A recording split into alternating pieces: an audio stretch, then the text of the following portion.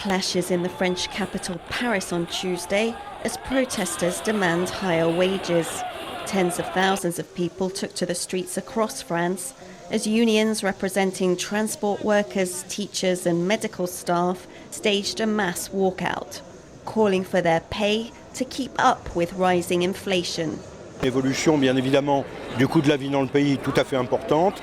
Il y a l'augmentation des produits de première nécessité, mais il y a aussi l'augmentation très forte, d'une façon très importante, de l'énergie dans notre pays. Et donc, excusez-moi, à partir de là, donc, il y a ces réactions qui interviennent sur les salaires. The French government isn't the only one under pressure. Other European countries have seen protests in recent weeks, including Germany and Italy, which are both facing recession. The cost of living across Europe has been pushed up by the war in Ukraine. The continent has long depended on Russian oil and gas imports, and energy prices have soared following Moscow's invasion of Ukraine. The knock-on inflation is adding to other economic woes in Europe. There are structural issues. There are issues with how they handled COVID. There are issues with the state of the world economy. There are issues with the fiscal balance. The fact is that the world is hurting right now. The US is likely to have a recession.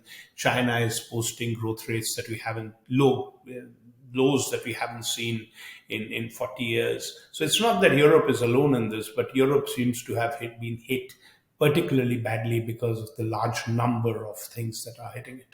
The International Monetary Fund said last week that Asia remains a relatively bright spot in an increasingly dimming global economy. But it still cut growth forecasts for the region this year to 4%, well below the 5.5% average seen over the last 20 years. Many Asian economies like Taiwan are driven by exports, so economists say they will be hit by slower growth rates around the world. Like anybody else that's an energy importer, Taiwan's been hit. So it's going to affect it.